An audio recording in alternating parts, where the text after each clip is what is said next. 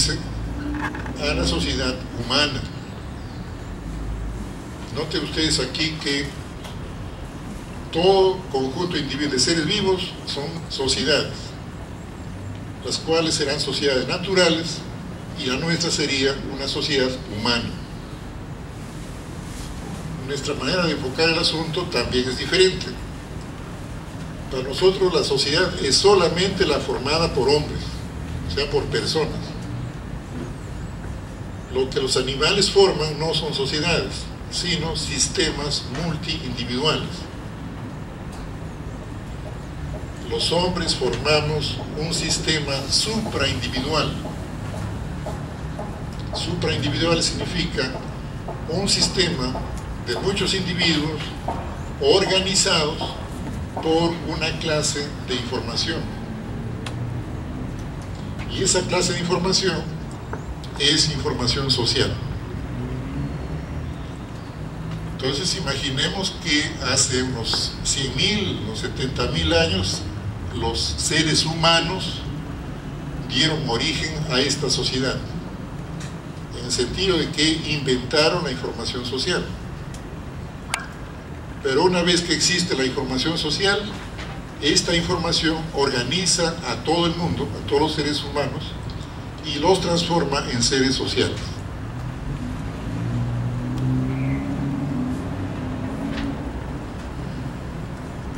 ¿Cómo definimos la conciencia?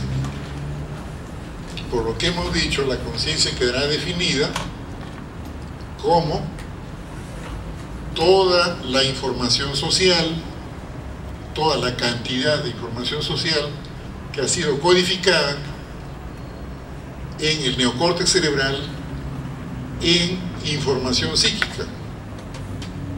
Que la información social que está afuera se transcribe o se refleja o se codifica como información psíquica. De manera que esa información psíquica tendremos que darle un nombre. Y lo que decimos es que es una información psíquica consciente, ¿no? La cual se tiene que diferenciar de la información psíquica que tenía el niño cuando nació, o que tienen los animales superiores, los monos, los mamíferos.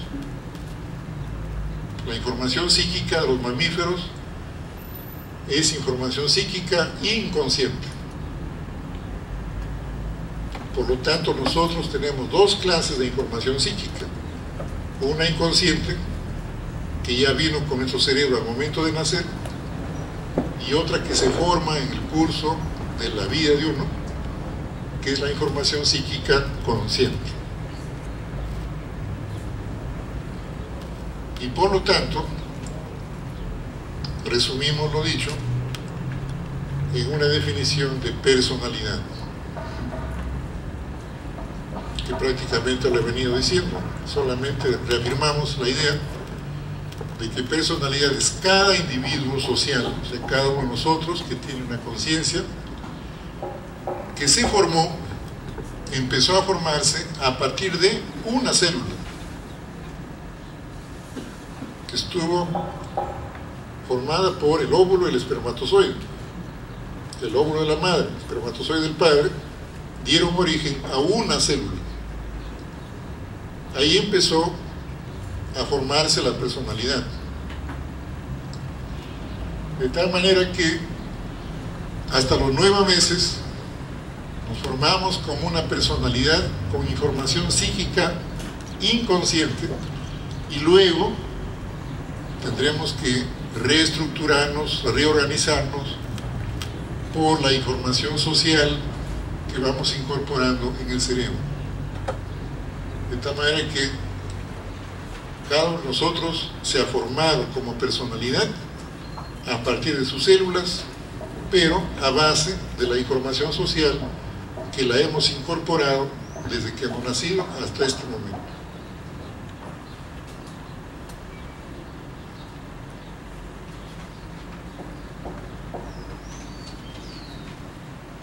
¿Cómo está formada nuestra conciencia?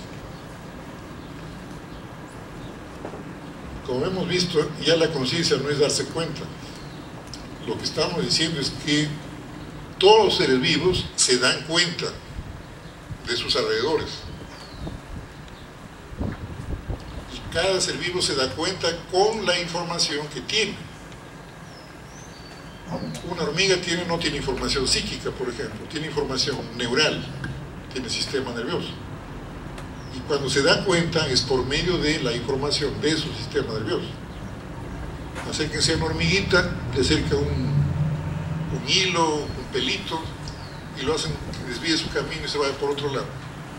Se da cuenta que alguien lo está empujando. Pero ese darse cuenta es por la información neural de su sistema nervioso.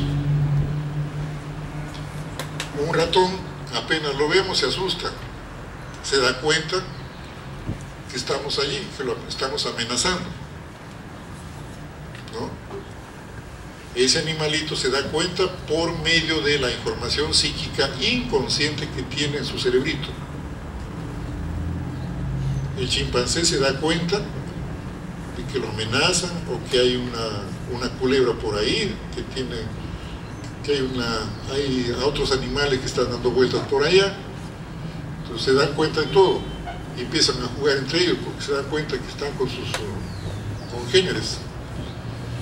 Pero ese darse cuenta es por medio de información psíquica inconsciente. El hombre es el único que se da cuenta conscientemente. Eso quiere decir que nos damos cuenta por medio de la información social que tenemos en nuestra cabeza. Si no tenemos una información apropiada en nuestra cabeza, no nos damos cuenta. Por ejemplo, hay mucha gente que no se da cuenta qué significa la corrupción. Y dice, viva los corruptos, ¿no? Porque con eso estamos mejor. O sea, no se da cuenta, pues. Eso es que no tiene información acerca de qué es la corrupción, ¿no? Este sistema de la conciencia en la personalidad tiene tres componentes. Mejor dicho, tenemos tres clases de información. Tenemos sentimientos, conocimientos y motivaciones.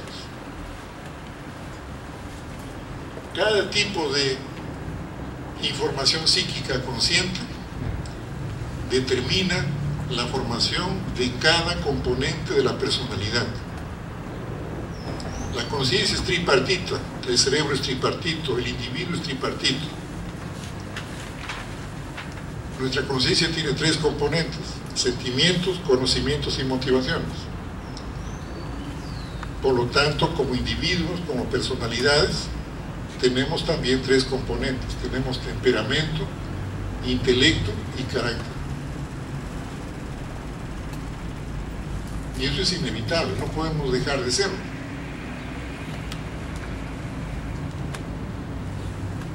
En esta corteza cerebral vemos que ya no se parece a la del mono, porque este cerebro es tripartito. Aquí hay un sistema fonativo volitivo, donde están las motivaciones. Aquí tenemos un compartimiento cognitivo, acá, cognitivo productivo, que son los conocimientos. Y aquí tenemos un componente más. Ya lo dije, aquí tenemos el componente más, que es el sistema afectivo emotivo de los sentimientos.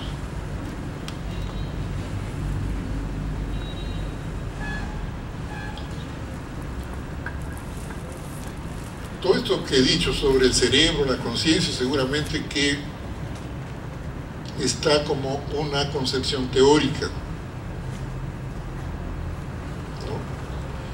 Pero ¿qué es lo que nos induce a pensar que tenemos esa estructura en el cerebro? ¿Qué es lo que nos hace pensar de que en el cerebro están nuestros sentimientos, conocimientos y motivaciones? Nosotros podemos deducir que tenemos sentimientos, conocimientos y motivaciones porque, así como nos damos cuenta nosotros mismos, otros que nos ven igualmente se dan cuenta que uno mismo tiene conocimientos, sentimientos y motivaciones. ¿Y cómo se da cuenta? A través de nuestra actuación. Todo lo que estamos haciendo en este momento acá es actuar. Salimos a la calle, seguimos actuando. Llegamos a la casa, seguimos actuando. Vamos a arreglar nuestro escritorio, estamos actuando. Vamos a estudiar, estamos actuando. Vamos a hacer la limpieza, estamos actuando. A cuidar a los hijos, estamos actuando. En nuestro concepto, actuar no es irse a un escenario, subir allá y actuar como en drama. Lo que hacemos es actuar como personalidades. El niño cuando va al colegio actúa, cuando toma apuntes actúa, cuando da examen actúa, cuando responde preguntas actúa, cuando hace ejercicios actúa. Porque la actuación es la actividad del individuo, la actividad de la persona, que depende de su conciencia. O sea, todo lo que hacemos al actuar depende de la información que constituye nuestra conciencia. Ahora, pero nosotros actuamos, decimos entre comillas, conscientemente. O sea que nos damos cuenta de nuestra actuación y sabemos por qué actuamos de tal manera, sabemos cómo actuamos en tal situación, porque no, conscientemente yo no puedo actuar frente a un fiscal igual que frente al maestro, o frente a mi papá, o frente a mi amigo que vive cerca de mi casa. Actuamos de manera distinta en cada circunstancia. Esa actuación depende entonces de nuestros sentimientos, de nuestros conocimientos y de nuestras motivaciones, ¿no? Pero estos sentimientos, conocimientos y motivaciones no se expresan directamente en la actuación, sino que previamente nos damos cuenta de la situación para actuar. Y a eso le llamamos percepción. Luego imaginamos y de qué se trata esto. Y luego pensamos cómo tenemos que actuar. En este instante, cada segundo que pasa, cada uno de ustedes, igual que yo, está percibiendo, está imaginando, está pensando y está actuando. ¿Por qué tenemos esa capacidad? Porque tenemos información. La información que decimos, que hemos mencionado, sentimientos, conocimientos y motivaciones están codificadas en una memoria neocortical, está en esta sustancia gris del cerebro. Ahí está guardada la información. Pero la información guardada no se expresa directamente en la actuación, sino ocasionalmente. Normalmente, la información que está guardada en la memoria se activa y se convierte en imágenes y conceptos, ¿no? Esas imágenes y conceptos que están en nuestra cabeza, usualmente decimos está en la mente, ¿no? Es simplemente la actividad de la información psíquica que una vez que la hemos aprendido, una vez que se ha guardado, la podemos volver a usar. Y por eso es que estamos a cada rato imaginando y pensando, percibiendo y actuando. Si yo no tuviera esa información, yo no me daría cuenta de dónde estoy. Podría caminar por acá, pero no sé que esto es un colegio, que está en un parque, que está en San Isidro. No tendría noción de todas esas cosas. La percepción entonces es mucho más que eso, que sentir. ¿A dónde quiero llevarlos? Quiero convencerlos de alguna manera que al no tener conciencia los animales no pueden percibir, ni imaginar, ni pensar, ni actuar conscientemente. Eso acentúa la diferencia que hay entre el hombre y el animal, ¿no? Porque esta capacidad que tenemos de imaginar y pensar, y sobre todo de tener información social para imaginar y pensar, no puede ocurrir en ninguna especie animal, simplemente porque no tienen información social. De manera que demos gracias que hace 70.000 años los seres humanos inventaron la información social, es la que ahora tenemos que aprender y guardar en nuestra cabeza.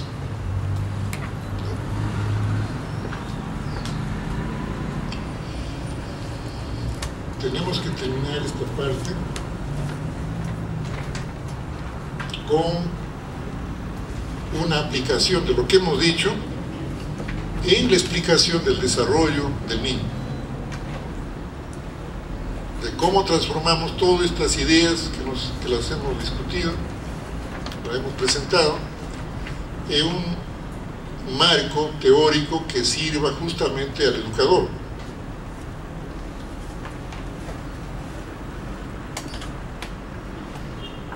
Según las teorías clásicas, el niño forma su personalidad por etapas, ¿no? El niño forma su personalidad. Estará, ¿cómo lo diríamos ahora? ¿Cómo lo reformulamos? ¿Cómo reformulamos la idea? Usando la misma palabra que están ahí, sin agregarle nada más que lo que está ahí.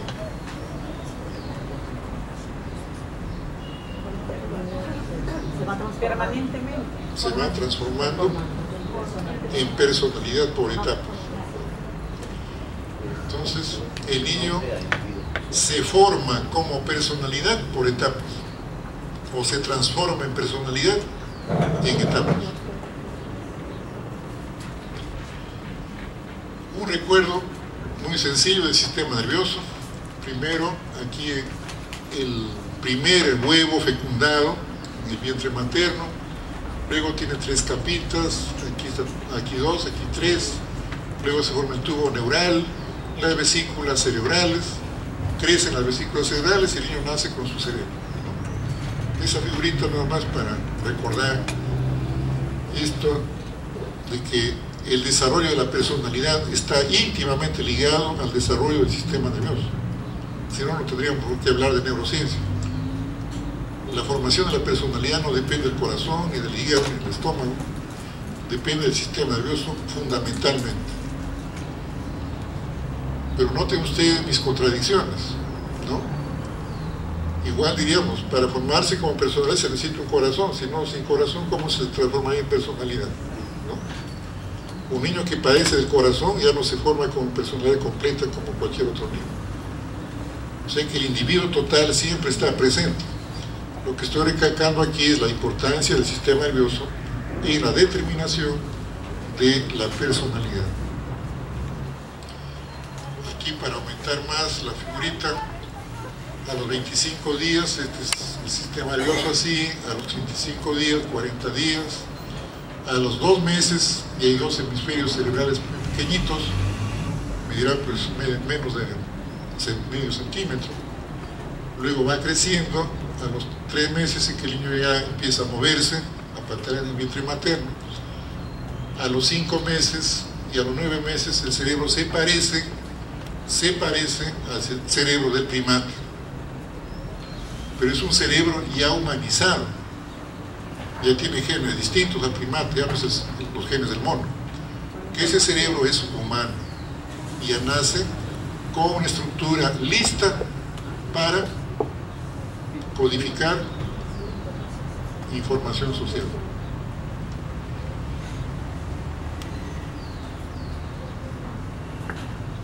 Aquí están las 3 teorías clásicas del desarrollo para señalar la coincidencia de las 3 teorías en ciertas nociones básicas. Aquí cada autor se refiere a un eje de desarrollo. Aquí el eje es afectivo, aquí el eje es cognitivo y aquí el eje es conativo, motivacional. Es como si cada autor hubiera tomado como eje un componente de la conciencia. Aquí todo es afectivo, aquí todo es cognitivo y aquí todo es conativo. La congruencia de Wallon es justamente el haber pensado así, porque que ve el desarrollo de otra manera. En la segunda fase todos coinciden en lo mismo, pero con términos distintos. Aquí se refiere al componente cognitivo, aquí también en otra forma, aquí también en otra forma. Como ven ustedes, cada uno ve lo mismo, el desarrollo cognitivo, en la segunda fase del desarrollo, pero con explicaciones diferentes. En la tercera fase, que corresponde más o menos a la adolescencia, todos ven cosas distintas. Aquí es el superior, aquí son las operaciones formales, aquí son los valores sociales. Cada uno ve las cosas diferentes. Lo que queremos acentuar con esto es que las teorías que tenemos a la mano sobre desarrollo de la personalidad, en primer lugar, que hablan solamente del desarrollo. Nadie dice desarrollo de la personalidad, simplemente teorías del desarrollo.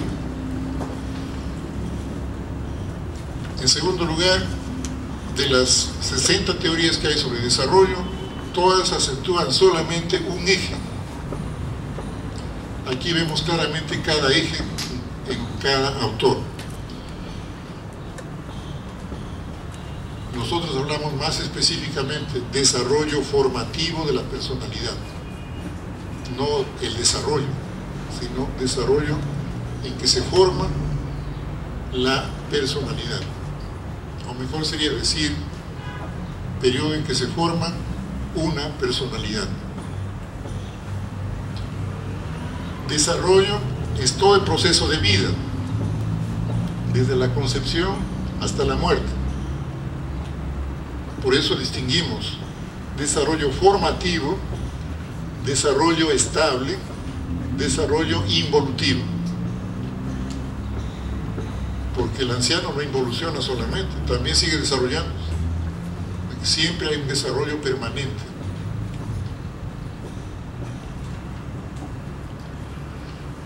¿Qué es lo que hemos dicho a lo largo de la primera parte? Que el individuo social, o sea, nosotros tenemos información genética, metabólica, neural, psíquica e inconsciente. Este es el punto de quiebre, si queremos presentarlo así. Aquí nacemos, de tal manera que la información social tiene que volver a nuestro cerebro y codificarse en el neocórtex. Entonces, al nacer, nacemos con información psíquica inconsciente, afectiva y cognitiva, inconscientes, semejante al mono. Luego, en los años que vienen, vamos incorporando gradualmente información social tradicional para formar nuestros sentimientos, información social cultural para formar nuestros conocimientos y la información social económica para formar nuestras motivaciones. Doctor, pregunta. Sí. ¿Existe alguna relación entre este desarrollo de la personalidad, ¿no?, en la primera y segunda fase? Eso sí me explico, ¿no? O sea, si la primera parte donde es inconsciente forma de repente una especie de escritura que cuando ya viene a recibir la información social, esa se va a ensamblar ahí, de acuerdo a la teoría. Siempre hablamos de una lógica del punto de partida, base de desarrollo y soporte activo. Aquí, por ejemplo, se aplica claramente. A partir de su actividad inconsciente, el niño incorpora la información social. Pero una vez que incorpora la información social, esta clase de información es la base de desarrollo que transforma al nivel inconsciente en su soporte activo, ¿no? Una idea muy similar está en Piaget, pero en una forma mucho más mecanicista. Aquí está en una forma más lógica de cómo a partir de una actividad aparece otra, pero esa actividad reestructura la anterior, que le dio origen. La información inconsciente con la que se forma el niño de los 9 meses, solamente es inconsciente, o cómo vendría a llegar acá la estimulación prenatal. O sea, Vamos a llegar a ese punto. ¿Por qué tenemos tres componentes de la conciencia. Aquí vemos que tenemos tres tipos de estructura social.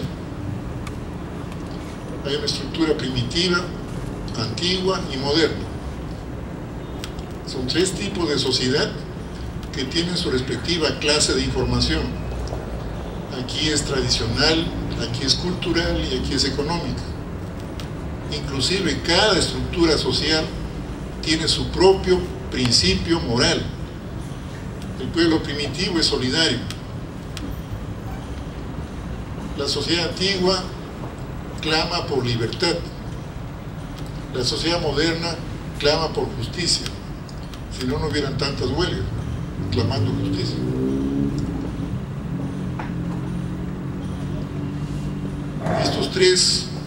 Estas tres estructuras sociales determinan que el niño ingrese a cada estructura progresivamente, ¿no? En este momento, si hacemos un corte acá, un niño que nace en este instante ingresa a la estructura tradicional, después entrará a la cultural y finalmente a la económica. Primero se forma acá, después pasa acá y después pasa acá. Y así termina sus primeros 15 o 20 años.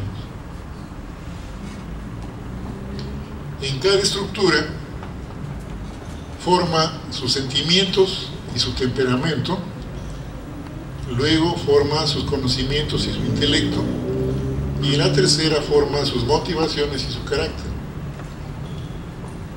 Y si la sociedad fuera solidaria, ese niño tendría una dignidad asegurada completamente. Si la sociedad fuera libre, ese niño tendría su propia autonomía. Y si la sociedad fuera justa, ese niño llegaría a ser una persona íntegra. Nuestra desgracia es que la sociedad no es ni solidaria, ni libre, ni justa. Ese es el problema de la educación. Y desde ya, tomen nota de que uno tiene que formar una personalidad íntegramente moral, a pesar de que la sociedad no es moral, no es solidaria, no es libre, ni es justa. A pesar de eso, tenemos que formar niños que tengan dignidad, autonomía e integridad moral. Pero perdón, ahí habría el contraste entre qué es lo que el niño percibe de su sociedad y qué es lo que el maestro quiere enseñar. Claro. O más que eso, ¿no? ¿Quién gana? ¿La calle, la televisión o el maestro? ¿No? Va a depender mucho de eso. Porque toda la inmoralidad le viene vía la televisión, vía la calle. Y todo lo que es moral viene del seno familiar, del seno del colegio. Y esos contrastes tienen que soportar de alguna manera. Y eso requiere también estrategias, ¿no? Para que el niño como que se vacuna frente a la agresión que viene de afuera. Vamos a pasar por alto esto, que quisiera que lo revisen para sus talleres de la próxima semana. Y quiero terminar con esta especie de síntesis gráfica. Aquí están los términos clásicos de la embriología, ¿no? El primer día, la fusión del óvulo espermatozoide es el cigoto, luego se divide el cigoto y llega a ser una gástrula, luego un organismo, luego un psiquismo humano y así nace. Ese psiquismo humano luego tiene que transformarse en personalidad. El criterio que usamos acá como principio del desarrollo es que cada ser vivo se transforma sucesivamente. El cigoto se transforma en gástrula, se transforma en organismo, el organismo se transforma en un psiquismo humano y el psiquismo humano se transforma finalmente en una personalidad. De manera que nosotros somos producto de una sucesión de transformaciones. Esas transformaciones no se produjeran, o no podríamos explicarlo, mejor dicho, si no es que apelamos al concepto de información. La información es la que nos va transformando. Y si no, veamos, comparemos el cigoto, una célula fotografiada aquí, con el núcleo, los dos núcleos, paterno y materno, nadie sabría cuál es cuál. Pero aquí está el huevo fecundado. es unicelular. En ese momento todos hemos sido un ser vivo unicelular organizado por información de los genes, igual que un paramecio, que es un ser vivo unicelular, ¿no? El primer día entonces de la fecundación estamos de igual a igual con las bacterias, las amebas y todos los seres vivos unicelulares. A la semana tenemos un embrión de 3 láminas. Les mostré en la figurita anterior, pero aquí está ectodermo, mesodermo y endodermo. Es un ser vivo, es una personalidad que está empezando a formarse, y en ese momento a la semana está a la par con una esponja de mar, que también tiene 3 láminas, interna, media y superficial. Pero la esponja de mar vive ahí, se queda ahí. Este otro ser vivo seguirá su evolución, seguirá su desarrollo formativo. De tal manera que a las 7 semanas el embrión humano tiene 2 centímetros, todavía más chiquito que un saltamonte, pero los 2 seres vivos tienen solamente sistema nervioso, no tienen cerebro todavía.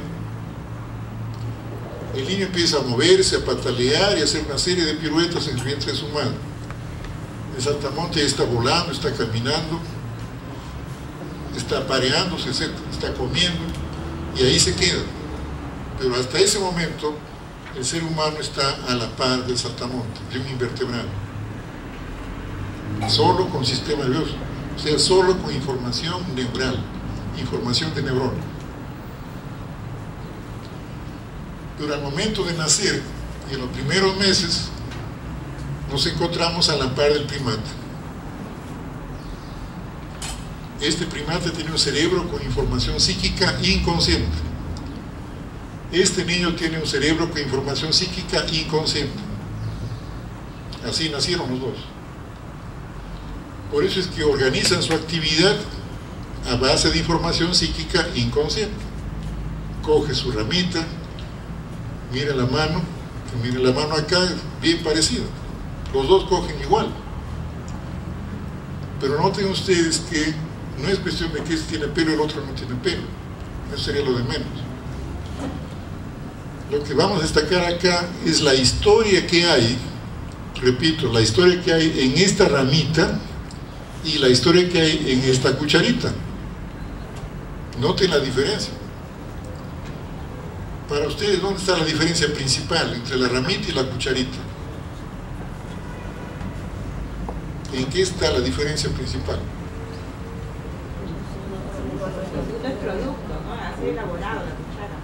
El uso de la ramita. Discover le diría que no, porque el mono agarra su ramita, le quita las hojas, etc.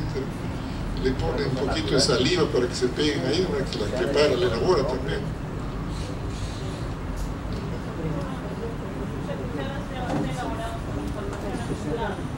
Claro, por ahí empezamos de que para hacer cucharas hay fórmulas especiales, hay máquinas especiales. Otra diferencia más fundamental que esa.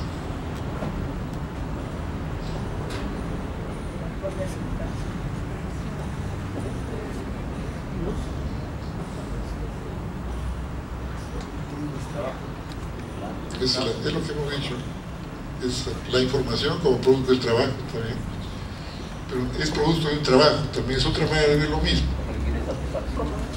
Hay otra diferencia.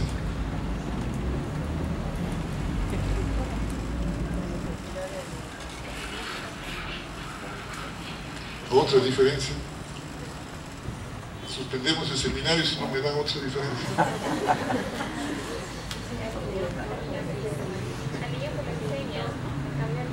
El entorno, claro, hay diferencias, sí, bastante diferencia. Pero la cucharita estamos diciendo. Le enseñaron. Le enseñan a usarlo. ¿Ah? Y el primate nace con ese instinto.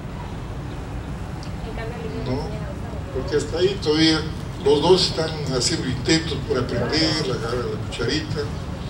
Es una diferencia. Hay pequeñas diferencias y habrá decenas de diferencias. Pero quiero que me digan una que es la fundamental de todo. Por limitación. Satisfacer su necesidad. Es una diferencia. Todas son diferencias las que me dicen, por si acaso. Pero hay una que quisiera que la digan. Una especial. El niño es la que está usando la cuchara porque ha visto usar a los padres. El mono también. El mono también. Quizás esto de la forma como está tomando la cuchara se va a ir transformando a medida que pase el tiempo. Es otra diferencia. Es el actual inconsciente de cada recurso. El propósito que tiene la cuchara y el platito. No se va a llevar comida a la boca. El niño toma conciencia de lo que está haciendo. También es una diferencia. Tengo que decir, si no nos quedamos en... La diferencia principal es que el papá ha tenido que gastar su plata para comprar en el mercado esa cuchara.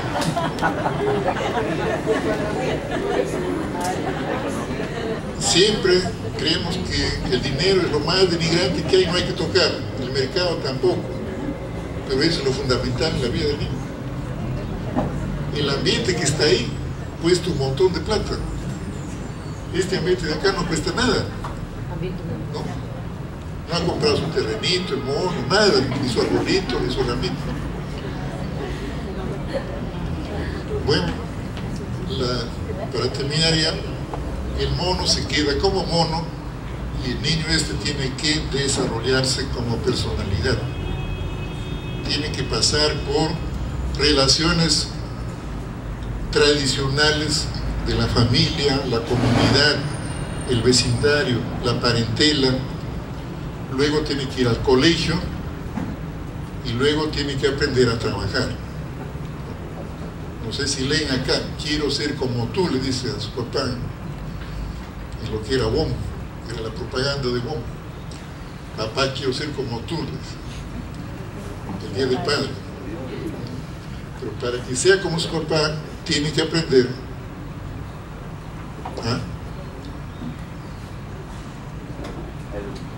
¿Qué tiene que aprender aquí? A trabajar. Tiene que aprender a trabajar.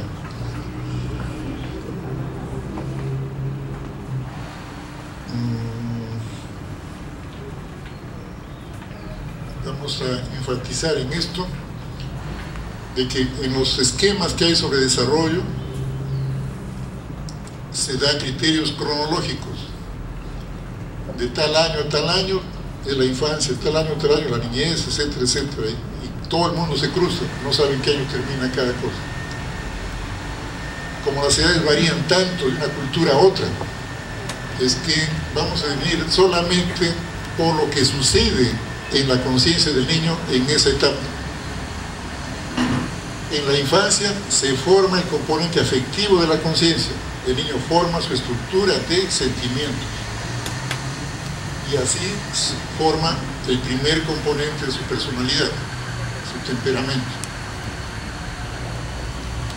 En la niñez es el periodo durante el cual el niño forma el segundo componente de su conciencia, su sistema cognitivo, y así forma su intelecto, su componente intelectual. Y en la adolescencia es el periodo en el cual se forma el tercer componente de la conciencia, el componente cognitivo, de las motivaciones. Y en esa etapa forma su carácter.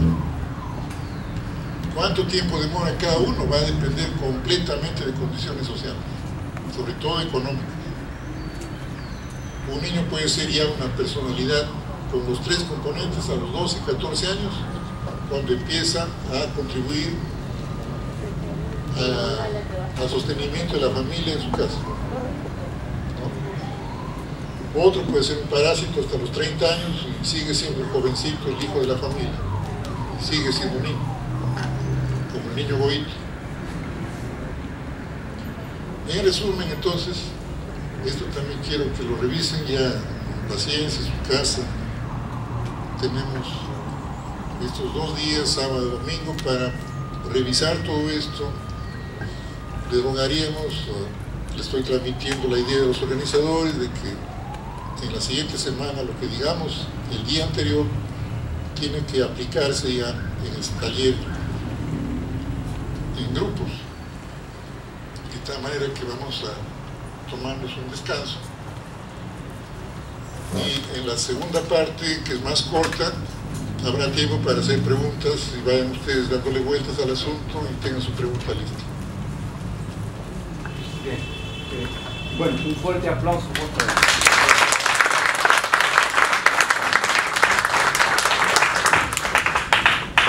Respecto a la epiconciencia que usted menciona, tal vez pueda detallarme un poco al respecto.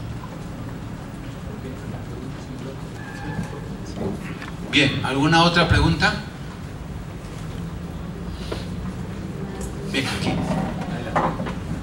Doctor, tengo una inquietud sobre el organismo vivo y el no vivo, o sea, la persona cuando está viva y cuando está muerta. Se decía que somos resultados de sí, materia y energía, y que la diferencia entre el estar vivo y el estar muerto es que cuando está muerto ya la energía está ausente. Entonces es así. Y si fuera así, yo me pregunto, la característica de las personas adultas de olvidarse de algunas cosas, o sea, de que la memoria vaya fallando, ¿quiere decir que la energía va disminuyendo? Bien, ya tenemos dos preguntas. Por aquí también. Por favor, acérquese. Doctor, solamente para preguntarle por qué no emplea el término persona y sí personalidad. Bien, adelante, por favor.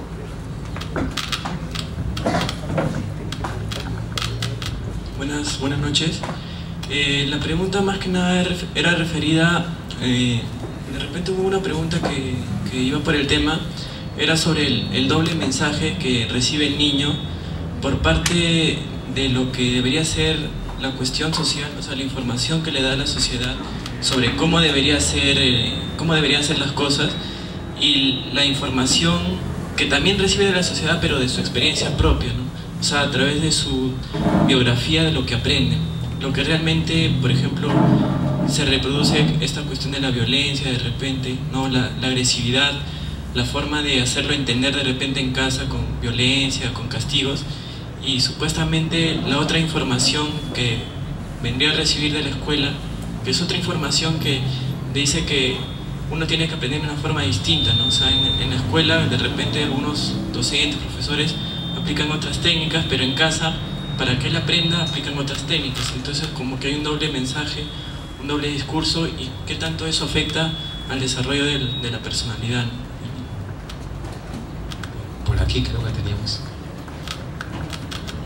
Doctor, ¿cómo se da el proceso de aprendizaje, ese que nosotros hacemos en las escuelas, que está en función a la memoria a largo plazo?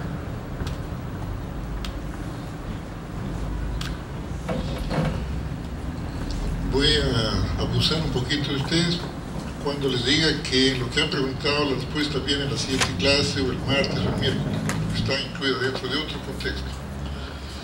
De manera que adelantarnos ahora a temas que van a venir después serviría naturalmente, pero nos quitarían un poquito de tiempo. En cuanto a la epiconciencia, es justamente percibir, imaginar, pensar y actuar. Esa actividad es epiconsciente. Creo que me olvidé las preguntas. Lo de la energía y la masa, no creo que sea así como lo he planteado. Nosotros somos masa y energía organizada, compuesta, estructurada, más que ordenada. Con el deterioro de la enfermedad uno se va descomponiendo, con la vejez más, y con la muerte queda completamente descompuesto, desorganizado, ¿no? Queda en un orden ya de tipo inerte, que lo que queda es algo ordenado, pero ya no es organizado porque la información ya no está activa, ¿no? De De manera que en ese sentido no es tanto que la energía, existe energía, algo así como mental, esas cosas. Eso no existe, es una imagen que tenemos de cuando hemos trabajado demasiado, como que falta energía. Pero no es que falte energía, sino que la actividad metabólica del cerebro se ha acumulado sustancias que se deben desechar, y mientras se desecha, bueno, nos crea la sensación de que no podemos más. No es que falte energía. En cuanto a, bueno, la que me acuerdo, memoria y aprendizaje, vamos a ver en los temas que vienen, sobre todo el día lunes y martes, que lo que estamos llamando memoria y lo que vamos a llamar aprendizaje no se refiere a los conceptos tradicionales que usamos. En primer lugar, la memoria no es cuestión de recordar o aprender. La memoria, ya hemos dicho, es la neocorteza cerebral que codifica la información. ¿No? Eso es memoria, es una memoria neocortical. Hay otras memorias, paleocortical, hay memoria subcortical, hay memoria intercelular, hay memoria genética. Donde hay información tiene que haber memoria.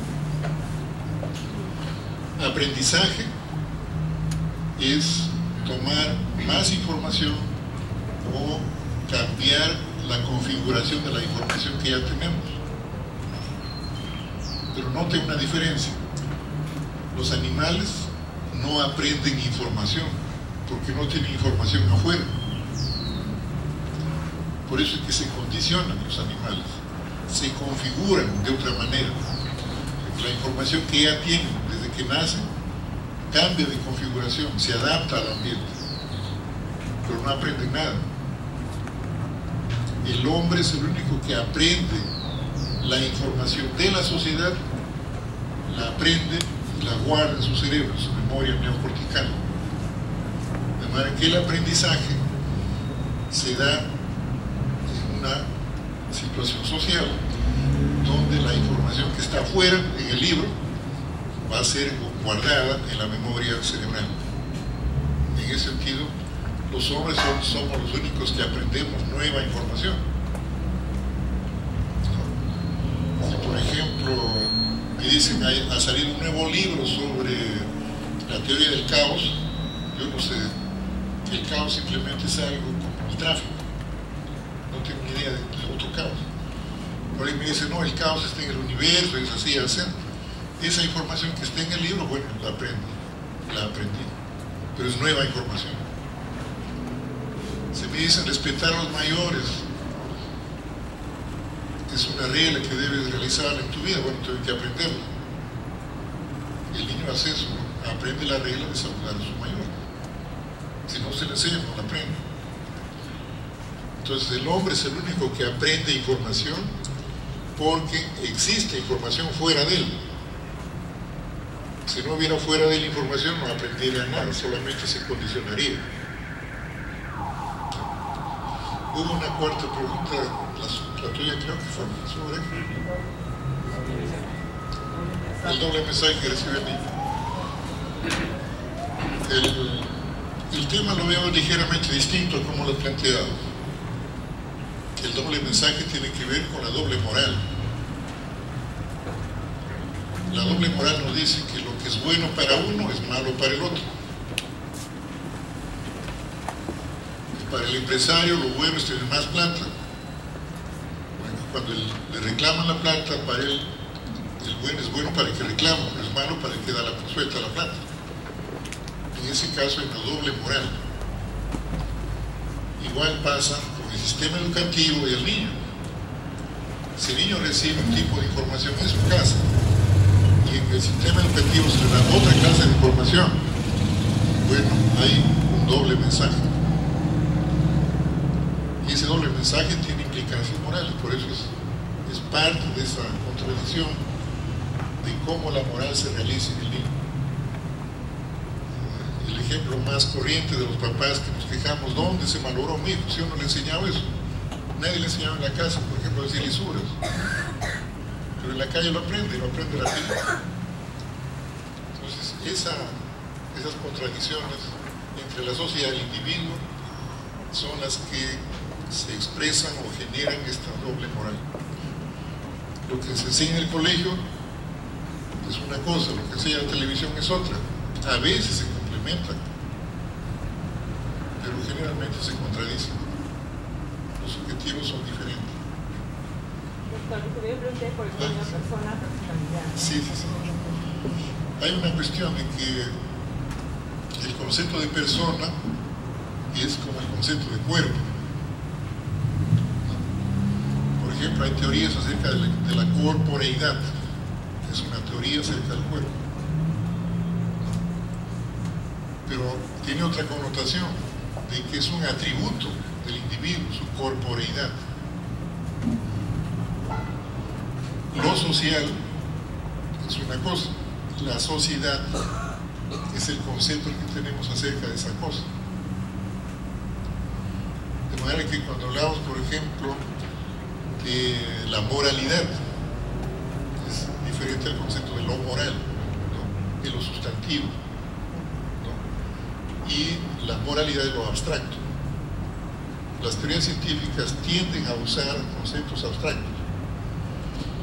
Justamente hay teorías sobre la persona, ¿no? Las teorías de personalidad se refieren a las personas, y por eso se llaman teorías personalistas, porque son teorías acerca del cuerpo. Pero como confundimos persona con cuerpo, la teoría de la persona se está